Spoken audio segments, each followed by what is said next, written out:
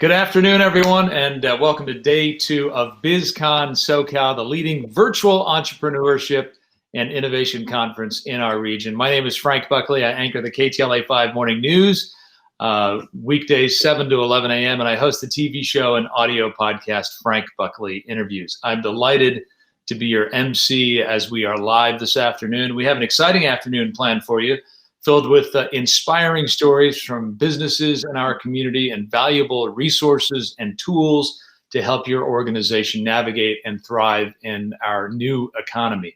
Today, we're going to hear from Maria Salinas. She's the CEO and president of our Los Angeles Area Chamber of Commerce.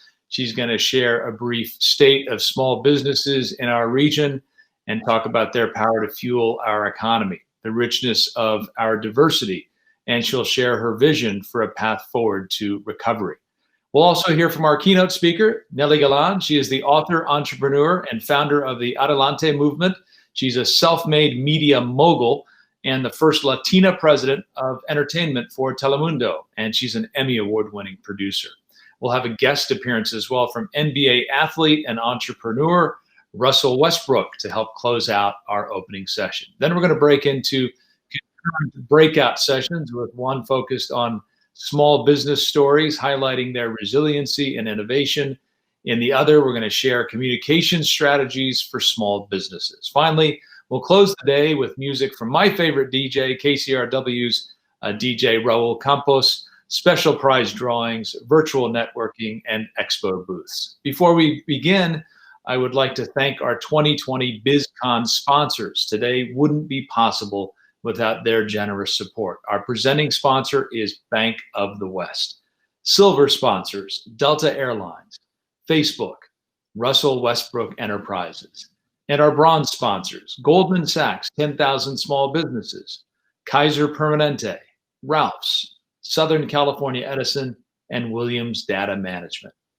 As I said, today's presenting sponsor is the Bank of the West. The Chamber values them as a true community partner. They are dedicated to taking action and supporting activities that help protect the planet, improve people's lives, and strengthen communities. We are proud to have them back as a sponsor this year. Now I'd like to introduce Dr. Cornel Montgomery, head of Impact Philanthropy Corporate Social Responsibility Group, to share a few words on behalf of our presenting sponsor, Bank of the West. Welcome back to BIZCON. Day 2. Wow, wasn't day 1 incredible? My name is Cornel Montgomery, representing Bank of the West, a proud supporter of BIZCON. This is the second year in a row that we've supported this phenomenal event. We believe that this great region thrives when all of you get to thrive. So in the spirit of thriving, may today be another day of forming new connections, gaining new insights, and grabbing as many tools and resources that you need to continue to grow your business. Let's continue to thrive together. Not only are we here to support you, but we are on this journey with you. Have a phenomenal day 2. See you soon. All right. Thank you, Cornel, for that great energy. And thank you to Bank of the West for being such a great partner in our region. It is now my pleasure to introduce the Los Angeles Area Chamber of Commerce President and CEO, Maria S. Salinas. Through her leadership, the Chamber has taken steps to reimagine a bold future for the Los Angeles region. Maria took the helm of the organization in August of 2018, becoming the first woman and Latina to lead the Chamber in its 132-year history. An accomplished entrepreneur and a determined community leader, her business acumen and financial expertise provide her with the right experience to lead the Chamber and to advocate for our businesses and communities. Please welcome Maria S. Salinas. Thank you, Frank. Thank you so much for that lovely introduction. And I'd like to welcome everyone back to day 2 of BIZCON, our Innovation and Entrepreneurship Conference for small businesses. Yesterday was surely an exciting day. We heard from Kathy Ireland, supermodel and super mogul. She inspired us with her vision of fighting forward, how diversity drives creativity and innovation, making the world a better place.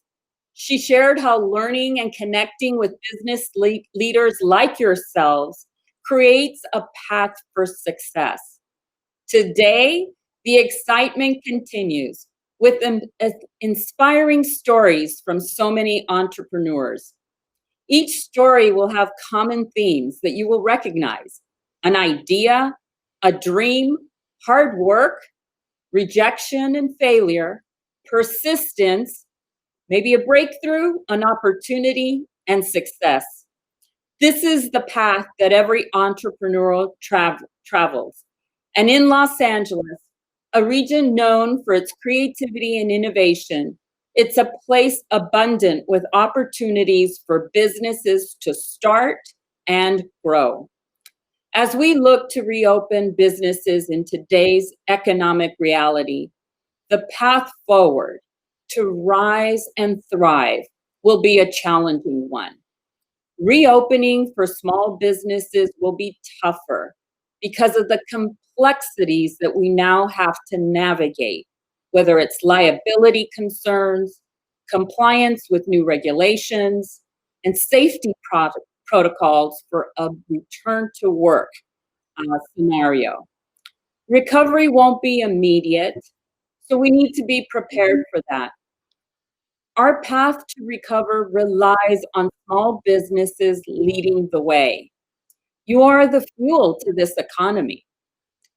And in the last couple of months, I've seen how businesses have learned to adapt and lead.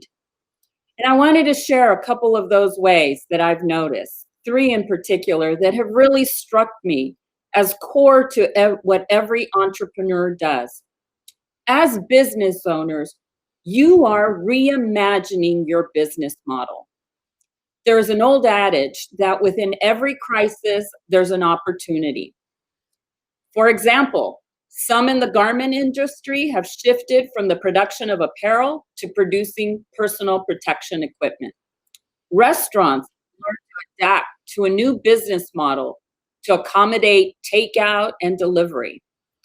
As you're rethinking your own new strategies, consider how they fit into a bigger, inclusive, entrepreneurial strategy for this region. You're making those changes, and we need to look at those changes and see how we impact a larger community.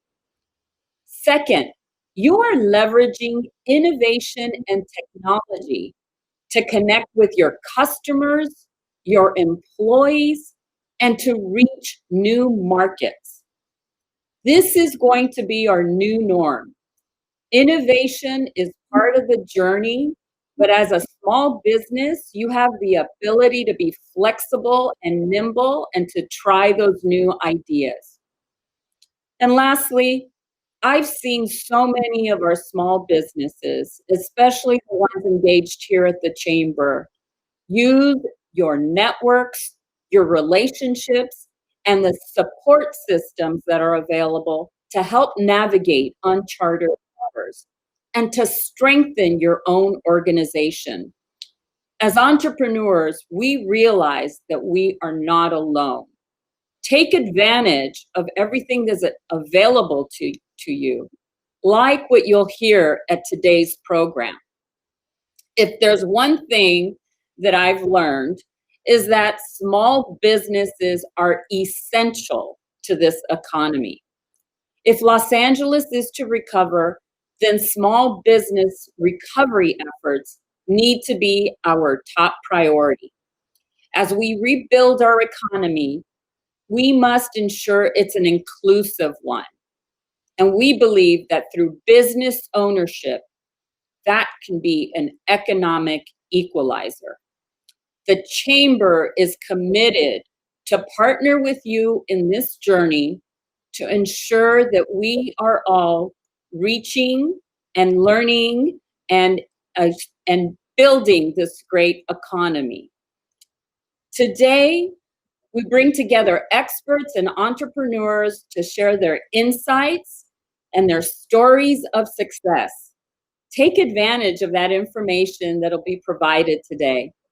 Every small business owner and entrepreneur started with a dream. They experienced the setbacks and failures. We all know that that's all part of the journey. but it's also part of your resilient story. Entrepreneurs don't give up, as we learned from yesterday's presentation. So be persistent, be determined, and we look forward to working with you on your success stories. Thank you.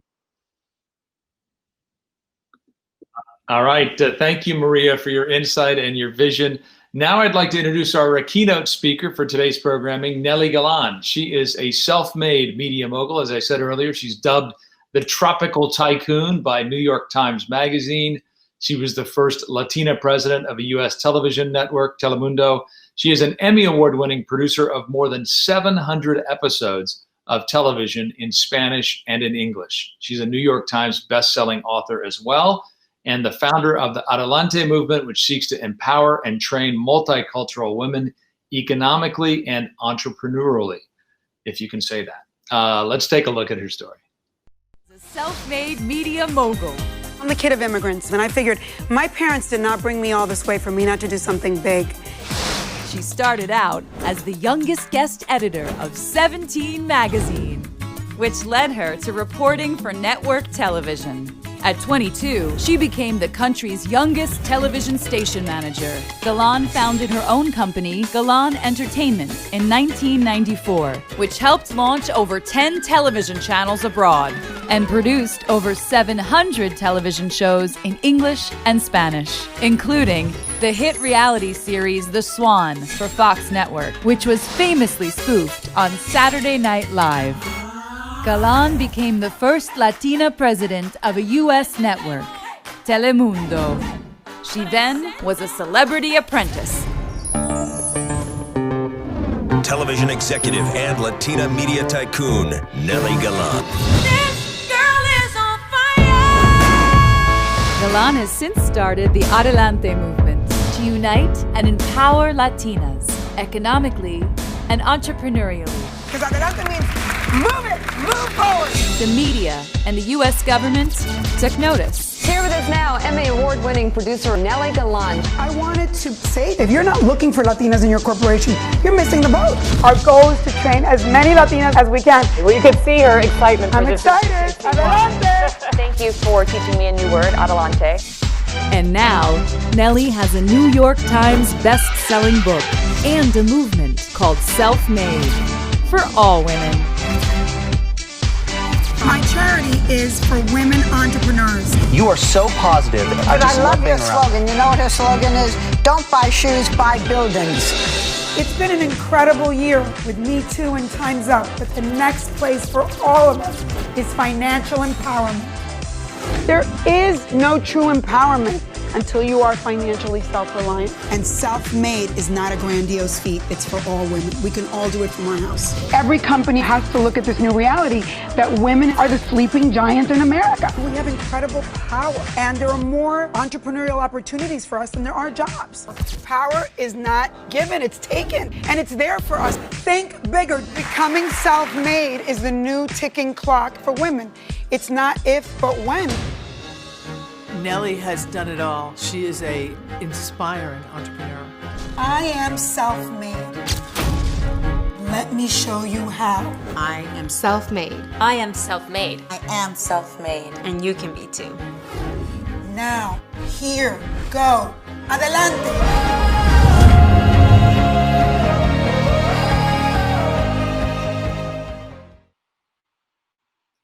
Everybody, I'm so happy to be here with all of you. Thank you to the Chamber and to Maria, who's a dear friend, and I'm so proud of her. I'm just so full for all of you, because I know when I look at my tape even, and I know all of you have that success tape in you as entrepreneurs, but we know the pain and the suffering and the difficulty that it takes to get there. And what we're all going through this year is so, so difficult. I just want to share with you, my son is home from college, as you can imagine, studying at home. It's not easy for any of us. And he's like, Mom, this is so horrible. He's like, should we just erase this year? And I said, son, becoming self-made isn't just about being entrepreneurial. It's about being open to pivoting, changing, DIYing yourself from the inside out always, because life is full of crises. You will have many crises in your life. And I tell him, son, I have had so many crises in life. There are crises that come to you that are beyond our control. And it's not just a pandemic. It's been an earthquake, a flood. It could be a fire. My house burned down once. We have had 9/11. We've had the 2008 economic downturn. They happen to you all the time. And then there are personal crises. How many of us have had health issues, or cancer, or divorce, or a death? We have crises all the time in life. And honestly, after the worst crises of my life, I tell my son,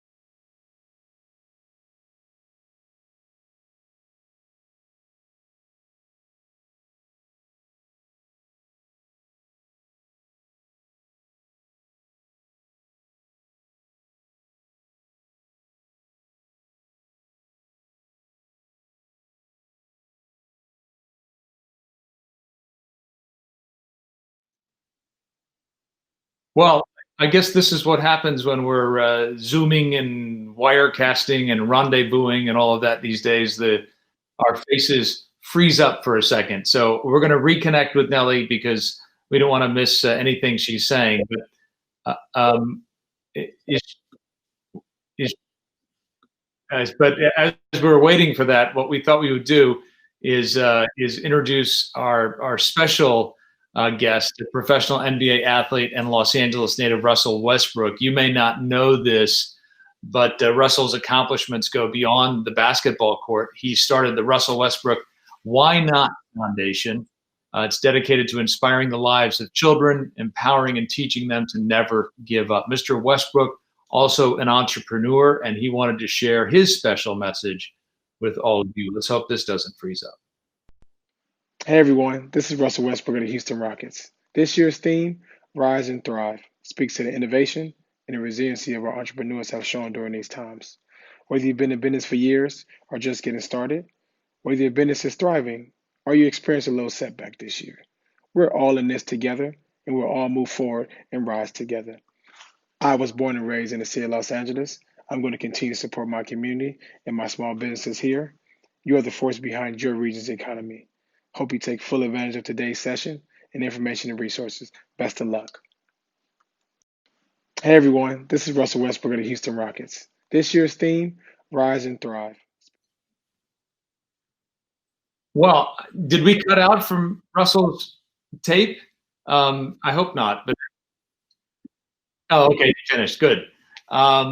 So I guess while we're reconnecting with Nellie, Maria, I'm going to bring you back in and ask you some questions that hopefully will help some of the small business people, especially as we talk about this idea of coming out of pandemic. We're still obviously in the middle of it. At some point, we are hopeful that we come out of this pandemic, and there is going to be, as we reopen businesses and people are reopening, they're having to take additional steps. And I was just wondering, are there any best practices maybe now that you could speak to, and then what to look forward to as we hopefully come out of this pandemic? Yeah. So those are good questions, Frank, that I can tell you all business owners are asking. And there seems to be, there is, the complexity of understanding what those guidelines are for reopening, first and foremost. So the state of California sets guidelines out, and they have several guidelines that are posted on their website that are accessible to businesses. But really, in Los Angeles County, we follow the guidelines as set by the Department of Public Health. And the LA County actually has very specific guidelines on reopening strategies, even in the form of a checklist by different industry sectors. You can find those on the LA County website. And if you come to the Chamber website, we actually have a COVID response and resource guide where you can find the links to those appropriate website areas. But I would say that's first and foremost, the most important thing is to ensure that you're following the guidelines as set by your respective county. We then take those and we interpret them and we help small businesses interpret them. A lot of it has to do with, very basic things that we've heard. How do we keep social distancing in place? How do we make sure that if we're feeling ill, we do not come around, enter the workplace or where we find individuals? The hand washing, things like, what we've seen other businesses do is put practices in place.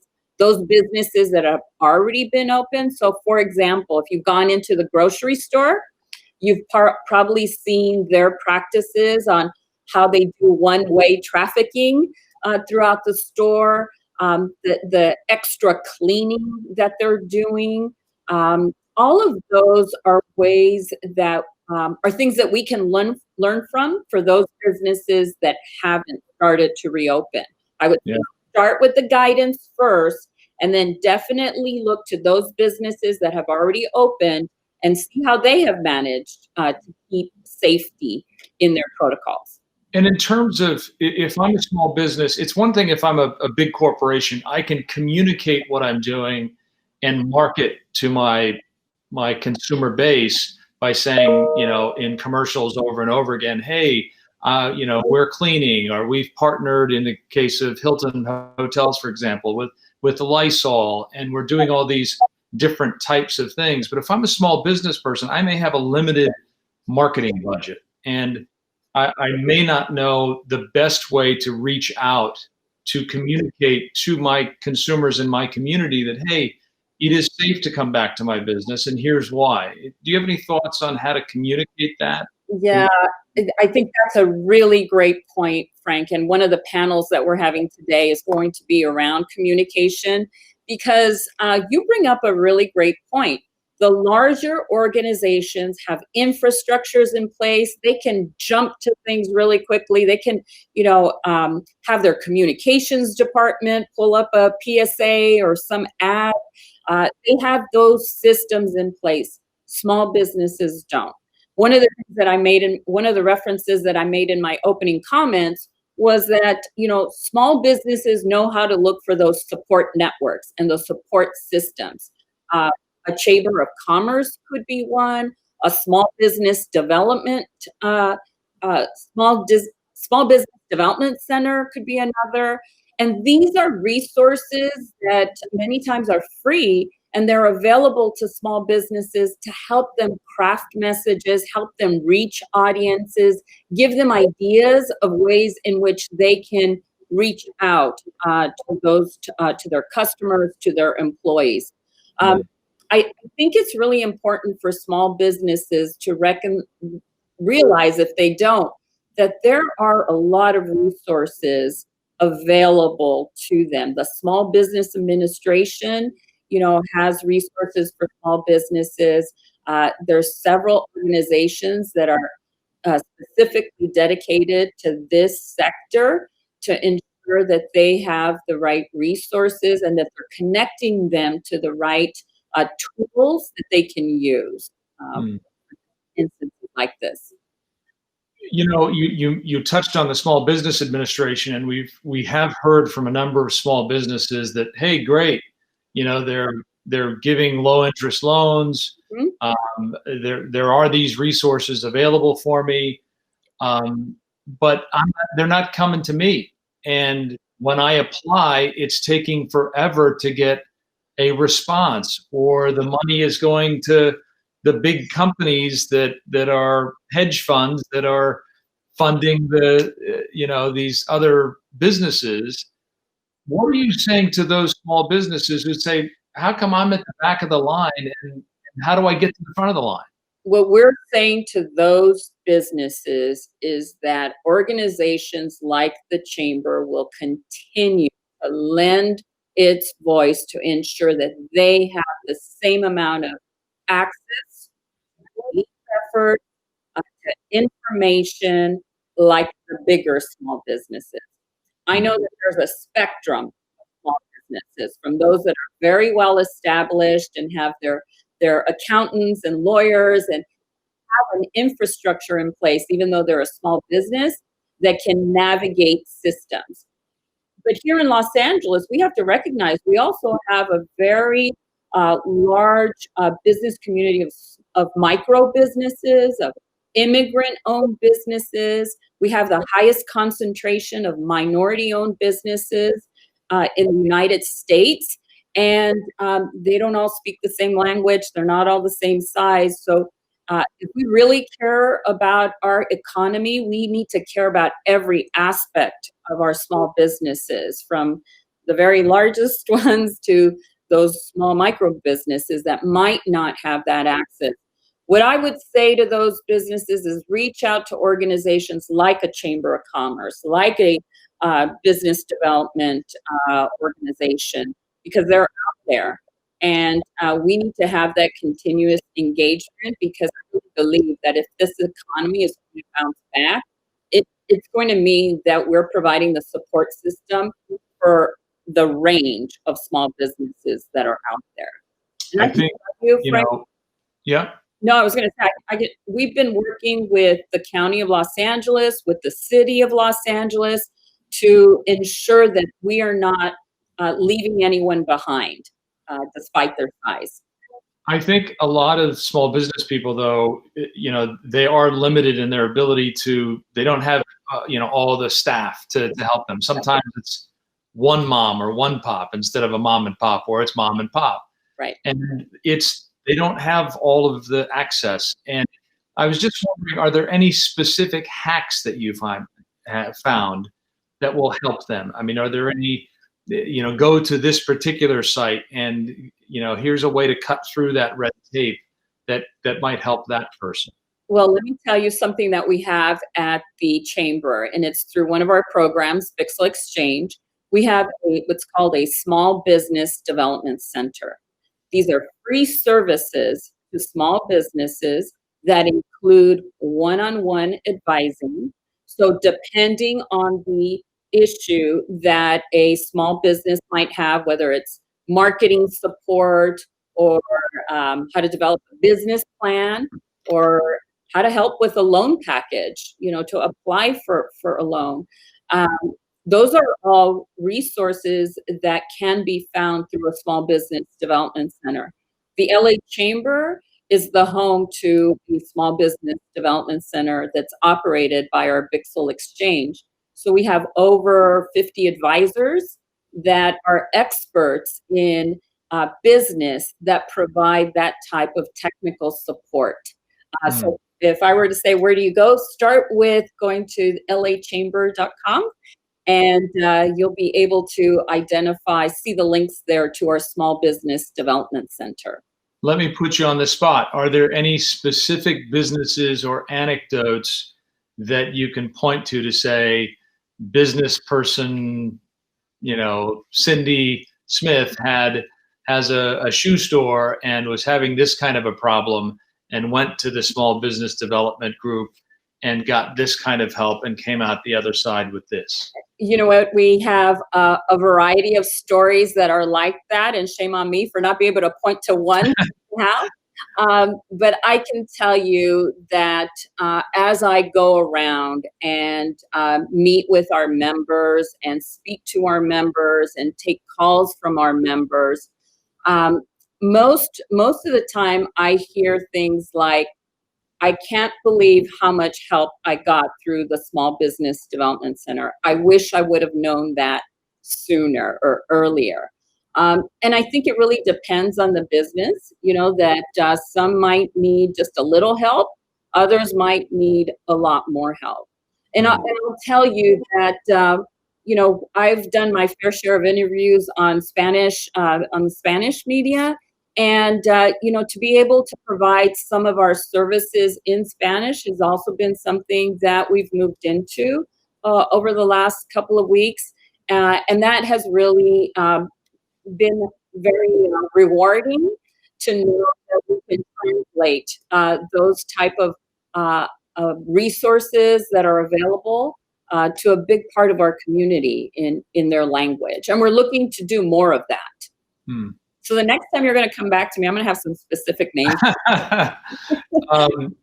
Let me ask you about how bad it is. We have a sense of it, and obviously we had new unemployment numbers came out again today. But on the business level, the people who run these small businesses, and I agree with you that it's the backbone of our economy, these small businesses. And just in my neighborhood, I live in Studio City, and the place where I go to my dry cleaner, it's a small little strip mall. And the owner of the dry cleaner was telling me that 4 businesses in that little strip mall have closed because of COVID, because of the pandemic. And that's understandable, right? I mean, many of these businesses are month to month, even week to week in terms of cash flow, and they just didn't have a cushion. Right. And so do you have a sense, sitting where you are, of the overview? How bad is this? And what can we expect as we move out of this?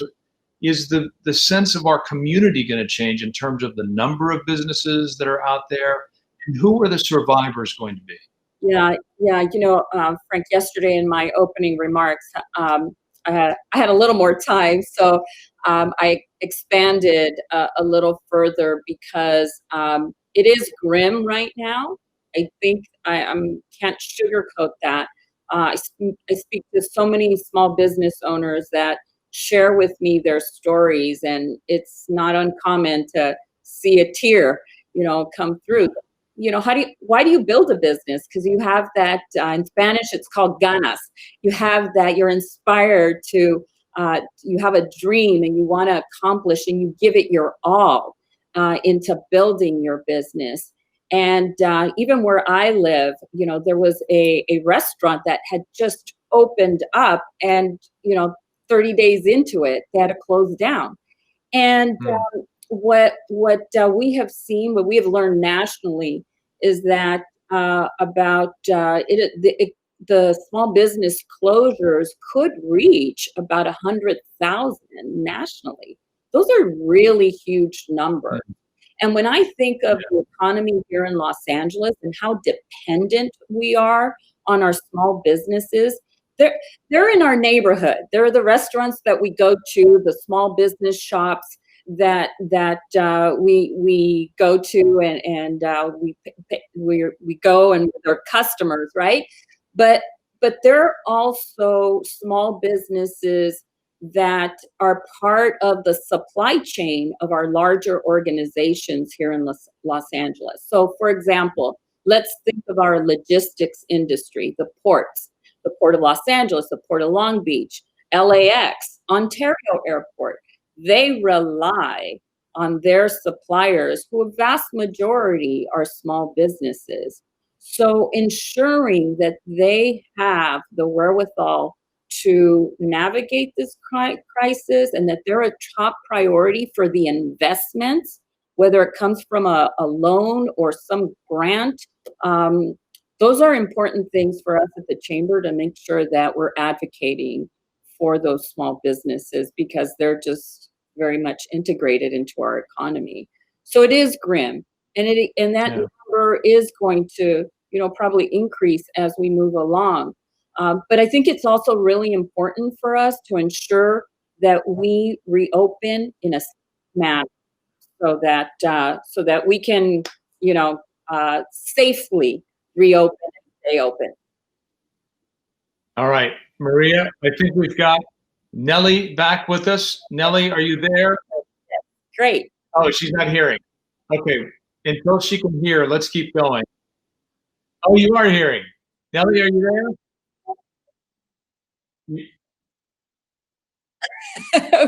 We're going to say it again. Well, why don't we have Nellie take it? Oh, it looks like she's frozen again. No. You were for a second. No. Okay, well, take it away.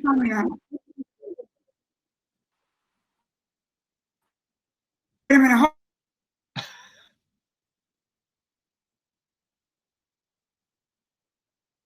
Yeah, she's frozen again.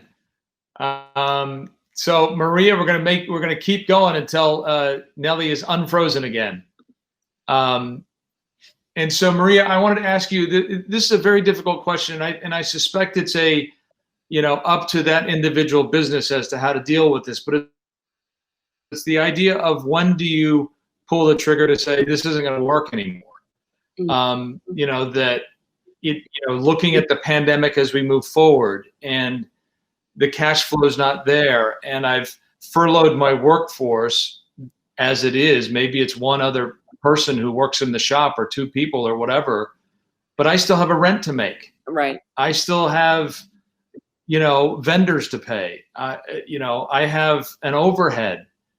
Mm-hmm. And at what point does a business person say, no mas, I can't do this anymore? Yeah, that's a great question, and that's probably the one thing that nobody wants to be in that position to have to say, okay, I'm done.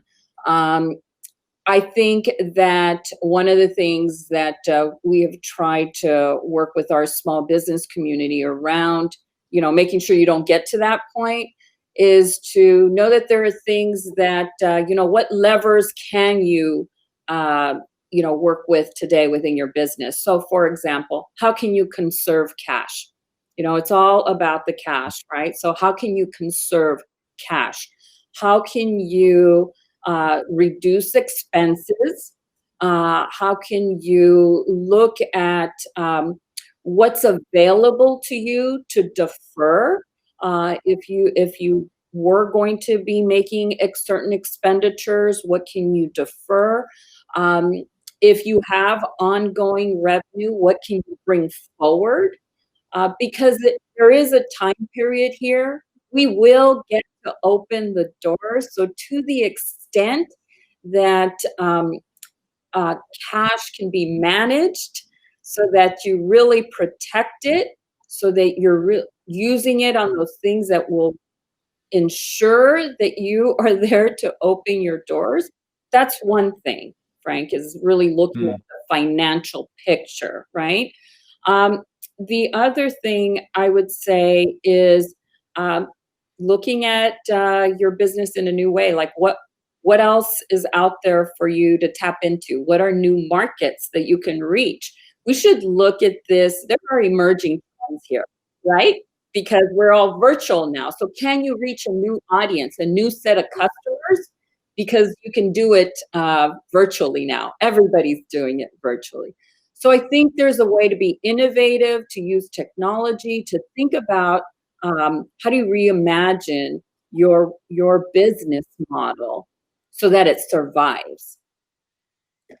All right. Maria, I see Nellie again. Okay. And I'm hoping that we can, Nellie, we were talking about reimagining our businesses, and I'm hoping that we can reimagine your speech, because we would like to, I know that you've delivered most of it to yourself at this point, but I even cried. We'll let you take over and maybe bullet point some of the thoughts that you wanted to get across. Everything happens for a reason. And I think what just happened is what happens when you are becoming self-made, which is that you are full of obstacles. You're full of obstacles. Things go wrong. You have to pivot. And so it is perfect that that's what I was talking about, and it happened to me. So what I was telling all of you is that my son said to me, Mom, this is the worst year ever. Kobe passed away. Of course, in his world, that's like the biggest catastrophe, and it was a horrible thing. And he goes, and then this, and I said, son, when you are becoming self-made, the idea of self-made that so many of us latch onto as entrepreneurs is not just about being an entrepreneur. It's about knowing that to make it to the end of your life will be an obstacle course. And there are going to be many crises of your life. And in fact, I said to, he goes, well, shouldn't we just completely erase this year? And I said, no, because I can tell you that sometimes the worst years of my life have brought me the greatest blessings, the greatest silver linings. And so I said to him, son, I have had many crises in my life. I said, life brings you crises like this one that are beyond your control. And I said, and they're not just pandemics. They've been earthquakes, floods, fires, 9/11, the 2008 economy crash. And then there's crises that you create in your life or that come to you in your health issues, divorces, deaths. So as a human being, if you are not flexible, if you can't deal with, crises, you're not going to make it. And in fact, becoming self-made, the best time to become self-made is through the crises of your life. You become stronger and better. So what I was sharing with you to myself before is I loved listening to Kathy Ireland because she was very honest and vulnerable. And I think sometimes as entrepreneurs, we don't get to share our pain. And in fact, in our pain is our brand. It is who we are, and it is what pushes us to greatness. And I think it's very important to say that when you watch someone's tape like that, that sounds very successful. And of course, we can all make a tape to promote our businesses or whatever. But the pain it takes, the lessons, the crises that you have to overcome are large. So I thought I would share my crises with you. And then what have I learned from those crises? So I told my son, which, it's a good time that we're with our kids and we get to tell them really the truth. And I said, son, the first and greatest crisis of my life came when I was 5 years old. I said, I was in communist Cuba. My parents, who were in their early 30s, my mom, who had paid her way through college, writing papers for other people because she was from a poor family. And my father had worked so hard for other people so they could buy their first little apartment. And I said, and I remember at 5, then the government came in and padlocked the apartment and told us they were confiscating it. And from one day to the next, we had to leave our country. All I remember is leaving my little toys, which I never wanted another toy again because it was so painful. Coming to live with an American family that had sponsored us in southern New Jersey because they had lost their 2 sons in the Vietnam War. And their pastor said, do service and take care of this Cuban family. And all I remember as a little girl is hearing my parents say, why didn't we take money out of the bank? Why didn't we think that the bank could collapse? Why didn't we buy that apartment? Maybe we should have bought an apartment in Miami. Why did we do everything wrong? Why are we in this boat that we have to learn a new language? My mom, I'm college graduate and I have to work at the factory. But you know what? With all that, I saw them be grateful, that humble to do any job. And I knew that my family and I were a team. And I remember thinking as a little kid, 5, 6, 7, 8 years old, is I will never let that happen to me. What I heard my parents say is they should have planned better for that crisis. And then I said to my son, the next crisis of my life came in the 7th grade. I was 12 years old. We were going through a bad economy in the country. My parents were working in factories, but they had taken their money and put me in an all-girl Catholic school because I was a good student. And they were like, education is everything. You need to get educated. But I overheard them at night, and my mother would say, ¿Qué vamos a hacer?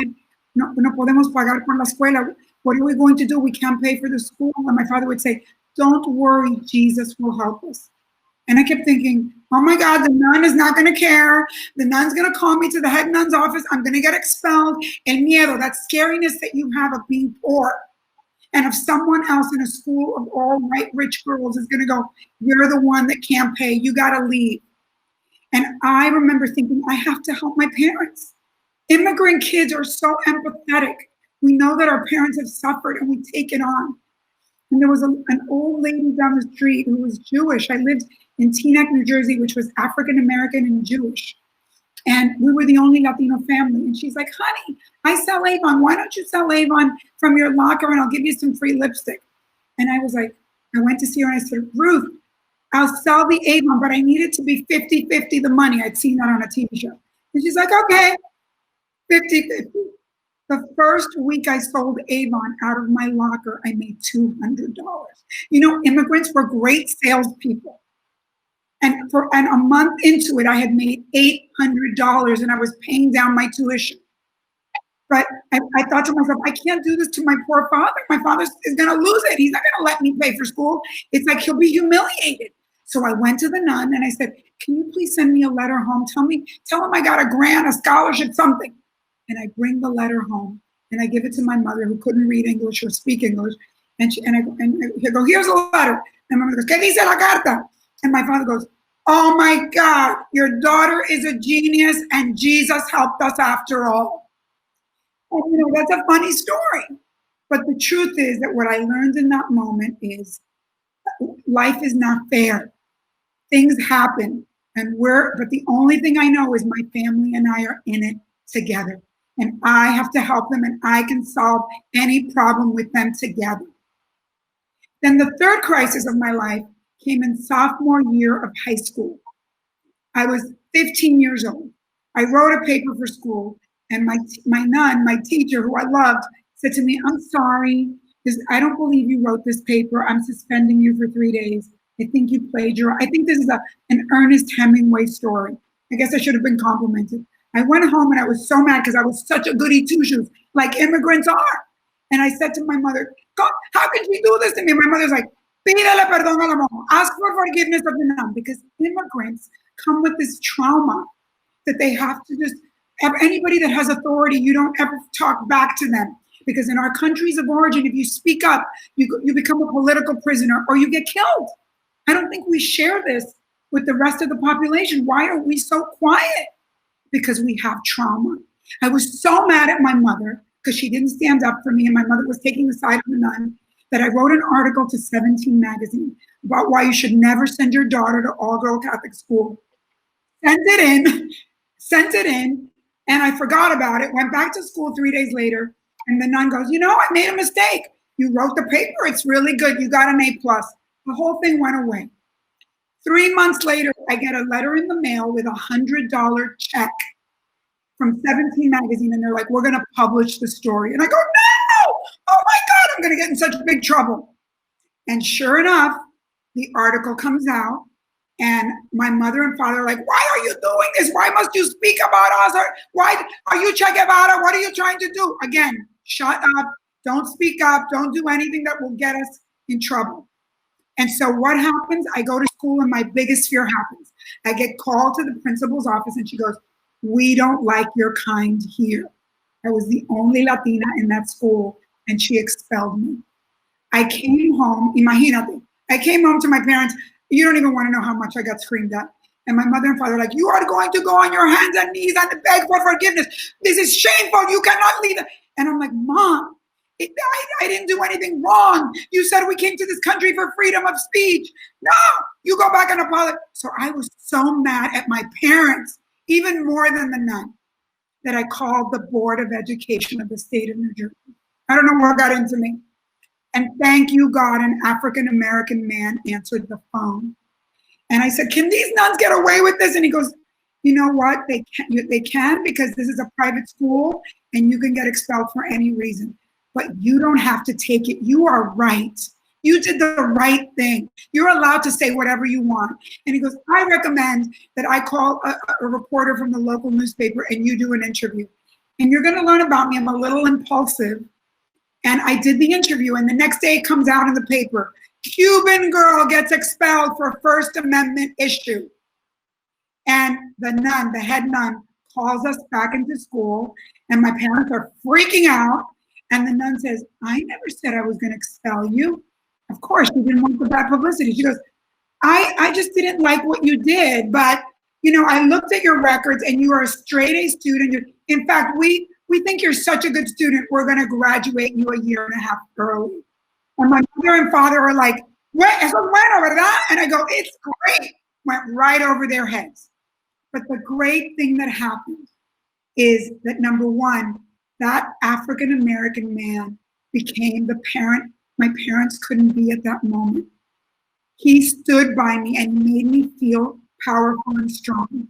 And when I got home from that nun, I had a message in our voice recorder from 17 magazine, and they said, "We are so proud of you, that you are a teenager and you spoke up for your rights. And we are going to offer you the youngest guest editorship in the history of our magazine." And that moment changed my life. I would have never thought to go work in a magazine or how to do it. That magazine led me to being a teen reporter for the teen version of 60 Minutes. That job led me to be employee number 1 of the first Spanish TV station that was owned by 2 billionaires, Norman Lear and Jerry Perenchio, in Hollywood. And the station was in New Jersey, and I became employee number 1. I worked for them. I worked like a dog for 4 years. These were 2 billionaires. I was sucking in all this information. They were like, "Young lady, when you grow up, buy buildings." They were more worried about buying the building we were in than the business. And I'm like, why? Because you have to make money while you sleep. In this country, you make money, you save money, and you invest the money. I mean, all things that were foreign to me as this kid of immigrants who were like, we're never going to do anything because we lost everything. And then I had the next crisis, which is they sold the company. And I went to my boss. I said, "How could you do this? I've killed myself. You sold it?" And he goes, "Young lady, these are my chips. You want to play? Go get your own chips. Start your own business." And I did. At 25 years of age, I started my first business, but I messed it all up. I was bootstrapping it myself. I didn't know to go to the Chamber of Commerce. I didn't know about the SBA. I didn't know that there were, women's offices that would give me free help, SBDCs, none of it. There was no Pixel exchange. There might have been, but I didn't find out about it. And for 4 years, I had 20 other side jobs, and I could not pull the job together, the business together. And like so many of us, we start a business, we reset the button, and we have to go back to work in corporate America, and I did. And luckily, I went back to work, and I worked my way up to becoming the first woman, Latina, president of entertainment of what was then Telemundo. But along the way, that experience, that first experience in entrepreneurship helped me, because instead of being angry and victimized and like, oh my God, this place, I went through so many different ownerships. It was hell. But instead of being mad, I was like, this job or these jobs are my business school.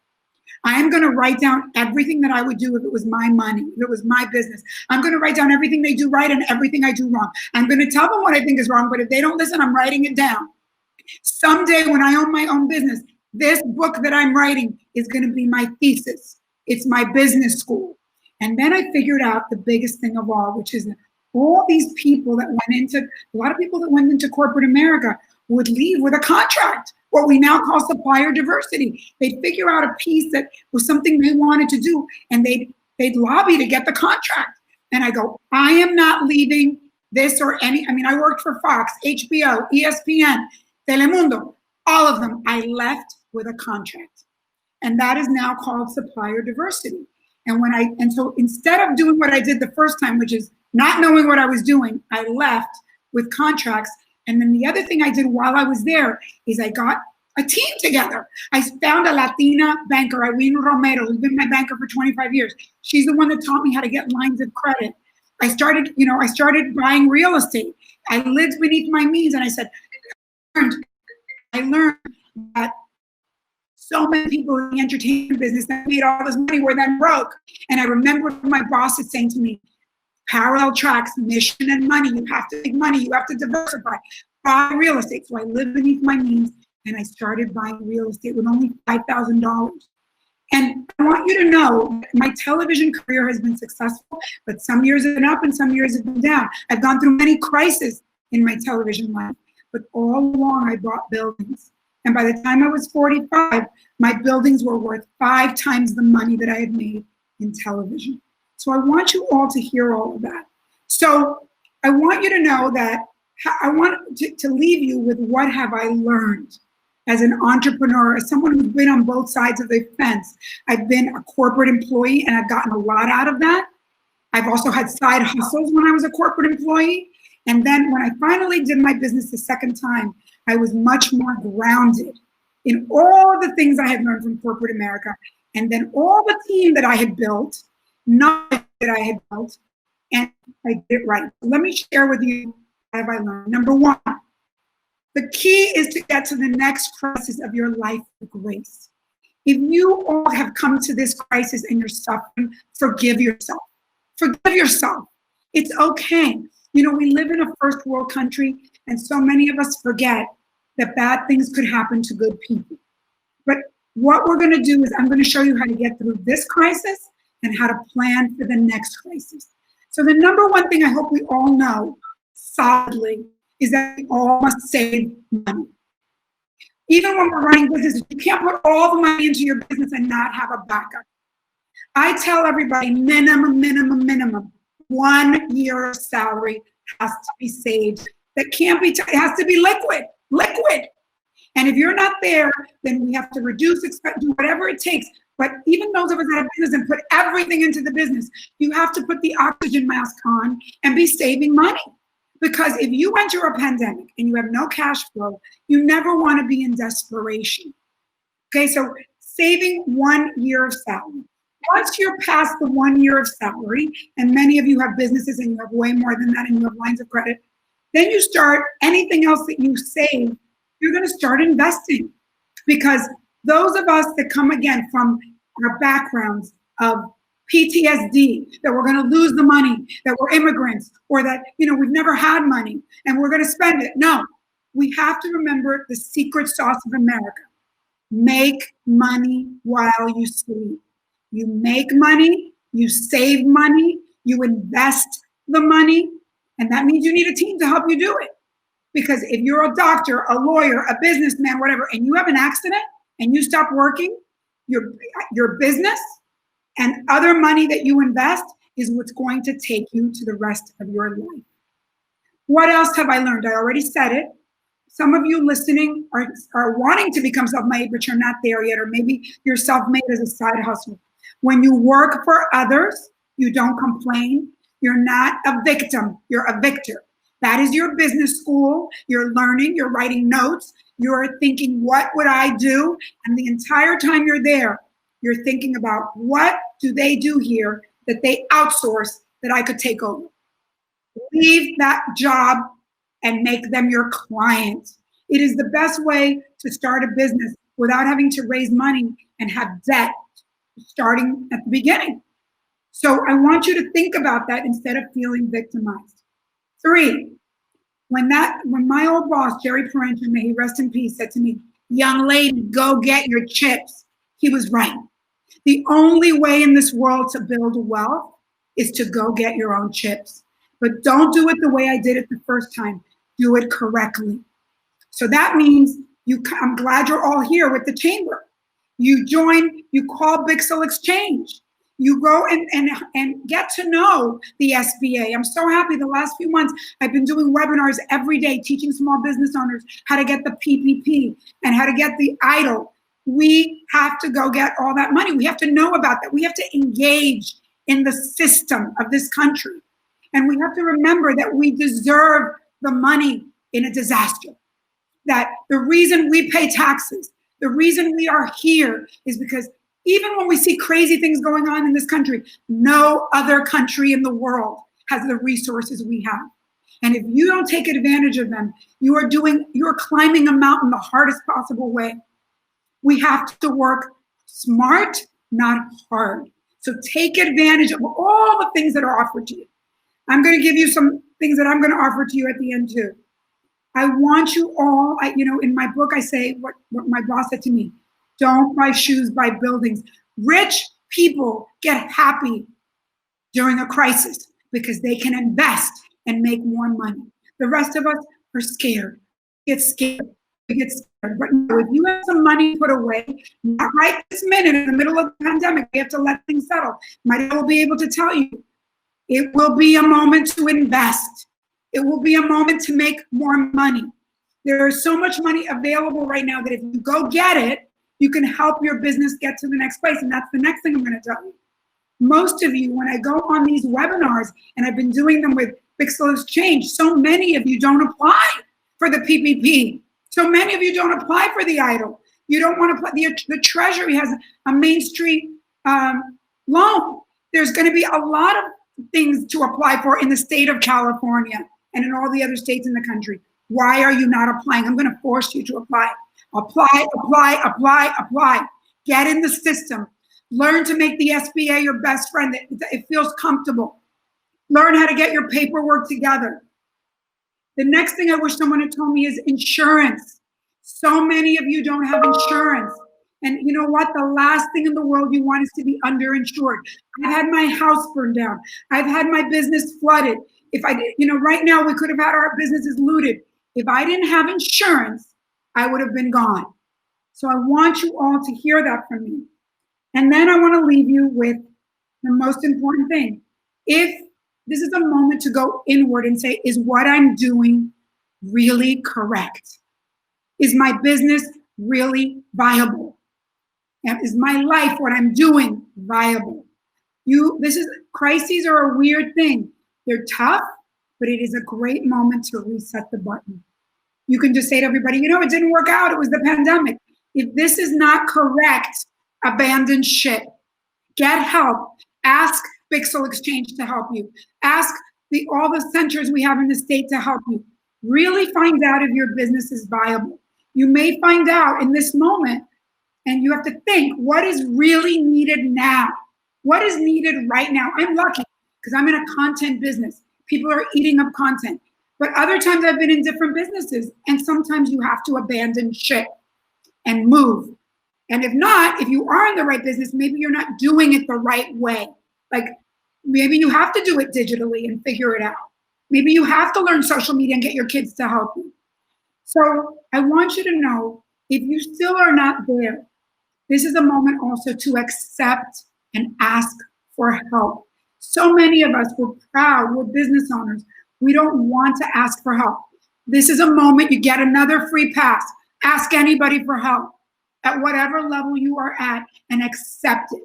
And those of us that have entered this crisis in grace, and I promise you, you will enter the next crisis in grace because you will be prepared.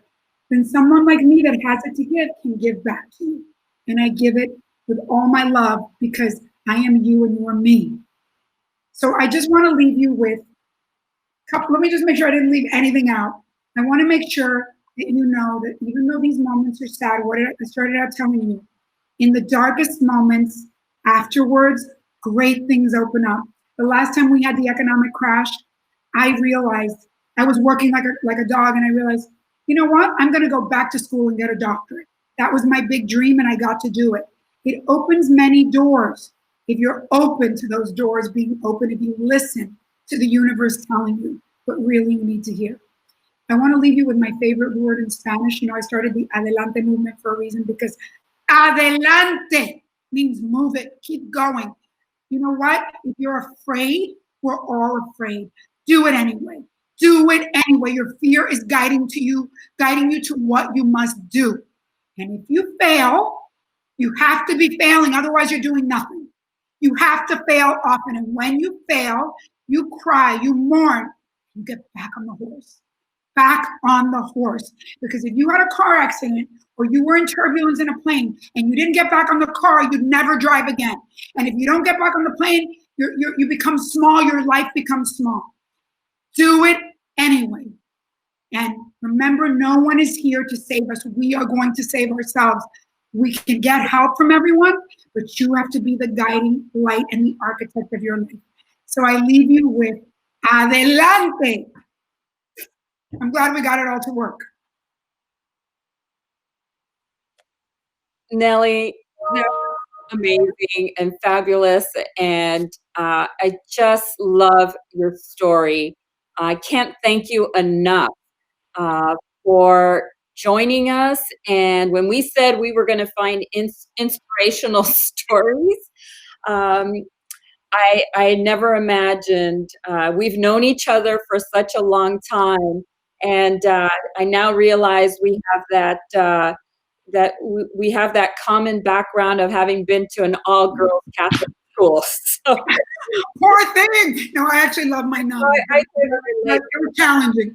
But, I had questions to ask you, and I know we're up to our time here, but I think you addressed them all, talking to us about not to give up and to get right back into it. And this is a moment where we're surrounded by crisis after crisis, and there's a moment that so many entrepreneurs are really, feeling like there's no hope. But there is hope. And there is hope. Organizations like ours, we're going to keep fighting to make sure those doors are always open, that those opportunities are there, that we have the safety nets. Like you said, save and save, and that our businesses need to have those safety nets. So I want to thank you on behalf of the Chamber of Commerce for coming to us. You have joined us on our webinar series. So to all those that want to hear more about Nellie's vision and her words, you can just come to the Chamber because she's doing many of those with us. Maria, I wanted to put up a slide because I have so much also, and Bixel and I are working together, and I'm thrilled to work with all of you.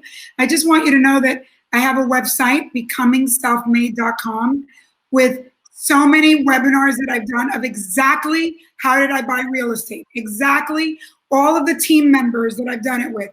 Lots of stories of especially women entrepreneurs, Black, white, Asian, young, old, their difficult obstacle course stories and how they got through. And it's all free for all of you. It's my give back to all of you. So if we can put up the slide, and if not, we'll get you information. Okay, great. And you can all reach me anytime. Jennifer, who works with me, and I answer all the emails. And I love the coaching. And thank you, Nellie. Thank you so much. Take it back to Frank. Okay, fantastic. Nellie, that's great. I want to learn how to make money while I sleep. So that's something that I took away from that. Thank you so much for that. We do have the breakout sessions of your choice coming up here momentarily. You're supposed to start at 2:10. And how you do it is you dive into the breakout session of your choice. To the left of the screen, you'll see the menu of engagement options for the conference. Simply select the sessions section, and you go right into that. And then stick around after the session. We'll have music from KCRW's DJ Raul Campos. There's some prizes, some virtual networking, and vendor booths. And if you're having a hard time selecting, not to worry, the Chamber team is going to ensure you have a recording of all of today's sessions as a resource for you following today's event. Before we depart, we once again want to thank our sponsors. The presenting sponsor is Bank of the West. And then we have our silver sponsors who are listed below. And then we also have our bronze sponsors. And we want to thank all of the sponsors for everything there. And I want to thank you for joining us. Enjoy the day. I'll see you tomorrow morning on the KTLA 5 Morning News or on Frank Buckley Interviews or on the Frank Buckley Interviews podcast. Thanks very much. Have a good day.